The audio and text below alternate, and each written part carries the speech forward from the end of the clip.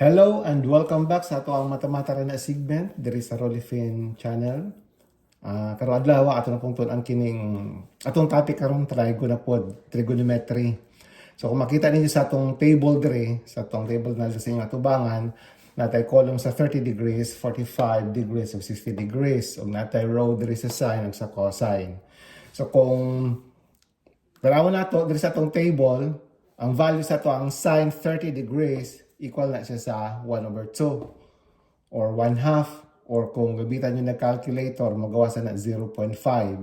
Value sa to ang sine 45 degrees is square root of 2/2, and then value sa tong sine 60 degrees equals to square root of 3/2. Kung matupunta sa tong cosine 30 degrees, value ana na is square root of 3/2. Then atong cosine 45 is square root of 2/2, and then ang atong cosine 60 degrees 1/2. So kung ato na siya obserbaran karon, ang value diri sa sine ug cosine sa 45 degrees same na siya. Kay kung ato nang i-tanawon dito sa tong unit circle sa katong first part ani kung paano siya i-derive ang mga value, ang length sa x ug sa y parehas na siya. And then sa sine 30 degrees, imo na siya obserbaran karon, ikumpara nimo sa cosine 60 degrees, parehas sila og value. Okay? And then ang sine 60 degrees, i-compare nyo sa cosine 30 degrees, pareha po na sila og values. Okay, makita man na siya dito sa katong derivation. So, magbuhat siguro ko nag-isa ka video paano na ito i-derive ang kining mga values sa sine, cosine, sa mga special angles na to, like 30 degrees, 45 degrees, and 60 degrees. Now, guys, natay kuan kanang technique lang Japon, pwede lang Japon siya buhaton ta sa kamot-kamot para sa itong gitudlo na ko sa inyo previous kung paano ta mag-multiply sa numbers from 6 to 10 using sa atong mga fingers. Karon masolve po nato ni siya, pinaagi po sa atong fingers sa to ang kamot. So mag-start ta. Actually pwede ka mo gamit sa imong walang kamot, or pwede po ka mo gamit sa imong tuo nga kamot. So, kung dito sa itong tuon na kamot, ang imong bantayan karon is kini imong kumagko, okay? Sa kumagko na part, diri na part imong bantayan, mao ni siya diri si sine, diri na sine.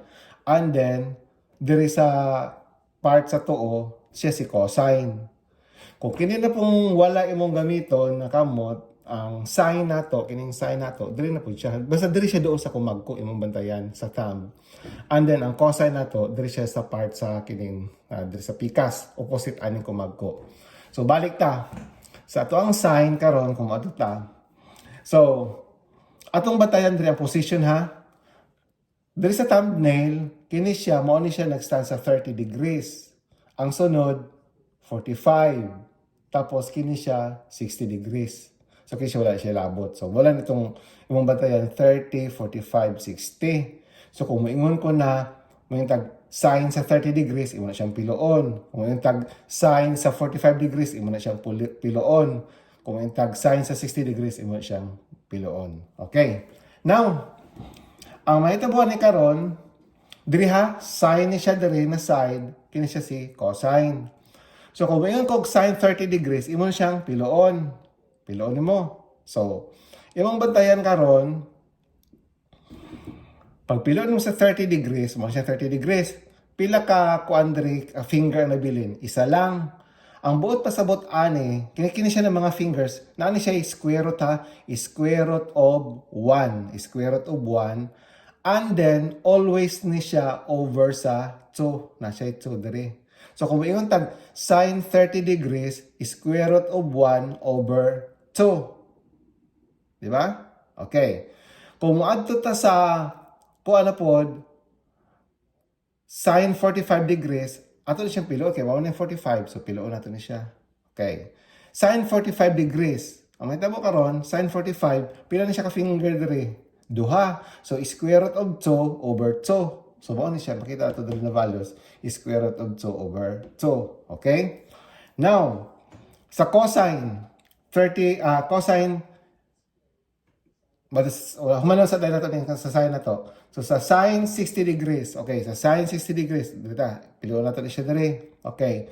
Sa sine 60 degrees, atong tanawon karon ang fingers nga na sa part tatlo. So, square root of 3 na siya. Square root of 3 over 2. So, makita natin sa table, ang value sa sine 60 degrees is equals to square root of 3 over 2. Okay? Now, sa akong giingon sa inyo, ha, na kinidre, doon sa atong kumag ko is mo na siya ang sa mga sine. Ang diri sa pikas cosine. So, ibalik na to, ha. Kung maato ta sa sine 30 degrees, piluon na to ni siya. So, pila ka finger diri? 1. So, square root of 1 over 2. Ang square root of 1, ang value na is 1 naman gihapon. So, sine 30 is equals to 1 over 2. Or square root of 1 over 2. So, cosine 30 degrees. Dili na to siya piloon. So, si cosine na diri na side. Pila man ka fingers? Tatlo. So, square root of 3 over 2. So, makita na dito sa itong table, value sa cosine 30 degrees, square root of 3 over 2. Now, ato ta sa 45 degrees, so, piloon na to ni karon itong finger. Kini siya na finger 45. So, sine 45. Mo ni siya diri na side, sine ni siya. So, pila ka fingers diri? Duha. So, square root of 2 over 2. So, sine 45 square root of 2 over 2. At ito sa cosine. So, cosine, diri na side, pila ka fingers diri na bilin? Duha. So, square root of 2 over 2. So, makita nato diri nga value nila is the same. So, ato ta sa 60 degrees. Piloon mo na siya, 60 degrees.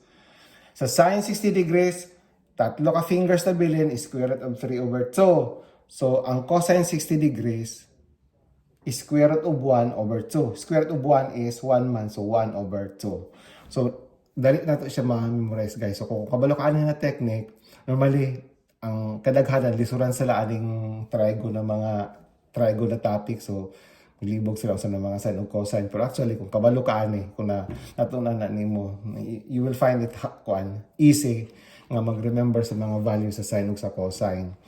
And then, what about kung gamitan na to sa tuang wala nakamot? So, pareha po siya istoryahan. Mao ni siya atong kumagko. So, diri na side ang atong sine. Diri na sa opposite part ang atong cosine. So, ang doon sa kumagko, 30, then 45, 60. So, kung atong piloon ni karon, mangita ta sa sine 30 degrees, diri ka, kay walhon ka, piloon na nimo. So, diri, pila ka fingers ang nabilin? 1. So, square root of 1 over 2. Bantayan ninyo guys ha, akong iusin nyo na, is always na siya over 2. So, square root of 1 over 2 or 1 over 2. Unsa man ang cosine sa 30 degrees. So, cosine sa 30 degrees, diri po the side. Okay, so, pila ka fingers diri? Square root of 3. Tatlo. Square root of 3 over 2. So, kung ato ka sa 45 degrees, mao ni mong piloon. So, ang sine, diri na part, diri si cosine. So, sine sa 45 degrees is, duha ka fingers na bilin, so, square root of 2 over 2. Cosine sa 45 degrees, square root of 2 over 2. Okay?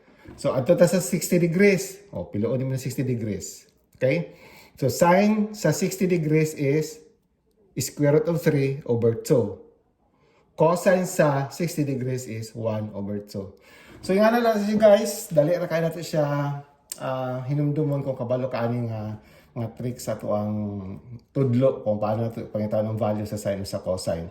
And then the rest, makuha na nimo ang value sa tangent, makuha na nimo ang value sa cosecant, sa secant, o sa cotangent kung kabalo ka aning tatlo. Actually, ang tangent is equivalent naman siya sa sine over cosine. So, ang atong cosecant, equivalent naman siya sa 1 over sine.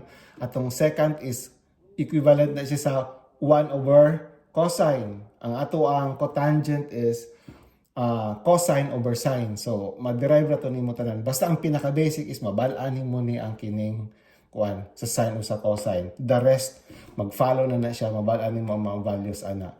Kini siya, para lang siya sa atong special angles nga 30 degrees, 45 degrees, o 60 degrees. So, daghang salamat. Hinautunta nga namin nasabtan ninyo. So, kung naamoy kanang nalibgan sa ato ang topic na trigonometry katong paano mag-derive. So, pwede rin mo mag-comment below para mabuhatan na itong video para ma-explain na to sa ato ang language sa Binisaya para sayo ninyo siya sabton. So, sa makausap pa, daghang salamat. O ayaw mo kalimot pag-like, pag-share, o pag-subscribe sa to ang channel, ang Rolifin channel.